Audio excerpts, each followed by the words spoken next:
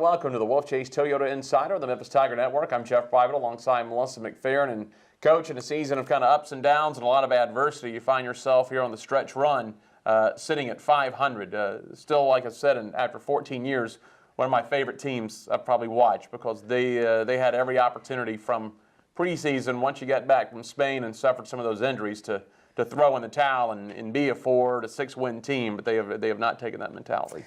Well, thank goodness they didn't, because that's not what we do.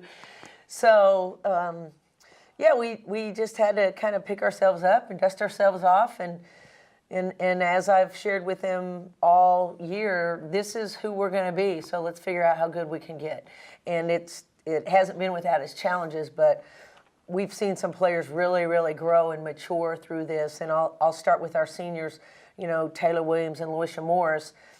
It hadn't been without their challenges, but I've been really pleased that Taylor Williams has really grown into the player that she has, and Louisa Morris of late has been very impactful in our games. So, and then we go to our juniors, Bria Water-Cochran finally getting healthy and playing some minutes, and Bria Elmore and Cheyenne Creighton, they're the players right now that I thought they'd be going into the year. Coach, just like last year, you're playing off some experience. You got on that run late in January through February. Same thing's happening this year. You came off a home win over 20th ranked USF. You follow that with a road win at an NCAA tournament team and a perennial contender, whether we're in the American or going back to Conference USA in Tulane. Well, those 2 wins have really given us new life. I've been, again, really pleased with the players. We got just healthy enough to have 9 people on the court for both of those games, and we put 2 really great games together. We've had great focus, and that's really given us an opportunity now to look forward going into the conference tournament, and not to get ahead of ourselves, but going into the conference tournament where we could still finish anywhere from 4th to 11th. As I mentioned to you just a moment ago,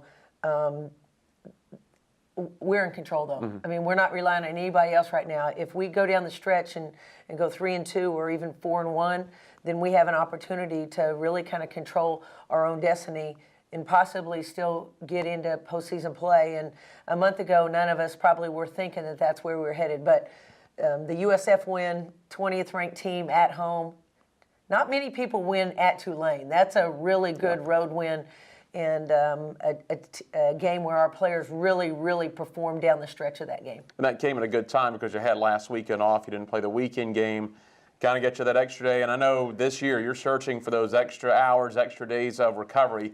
Now it's this 5-game sprint till we get down to the Mohegan Sun. Yeah, our scheduling is as it is every year. You take rest when you can get it, and when you can't get it, you just can't get it. But we've had an opportunity 2 weeks in the last 4 to give our players 2 days off in a week and go also light. Not having a game this weekend was critical. We will keep my fingers crossed as we go into practice this afternoon. We have everybody as healthy as we've been all season long, and it's coming at a good time, and we're excited about East Carolina coming in here. We got them Wednesday night. You only get one shot at them this year. They're a team that got off to a hot start. They've struggled a little bit in conference, but they're a team that's going to play you very, very hard. We don't have the luxury of looking by anybody, so they've been struggling, but nonetheless, they're going to come in here. Everybody loves to play the spoiler going down the stretch, and I'm certain that's what East Carolina is trying to do. And that's a critical game for us because then it sets up some other things. A win against East Carolina, we continue to look forward to good things. A loss against East Carolina, and some things crumble for us, and then we have to rely on other people for some favors. So we're going to go into tomorrow night's game very, very focused. Because that game can set up some good things down the stretch. And then, of course, every game's huge, but Cincinnati really huge, too. If you get East Carolina, that Cincinnati game could be very critical in a potential 4, 5, 6 seeding area. And that's exactly right. Right now, Cincinnati's sitting at number 4 in the conference. We had a very disappointing loss to them at home.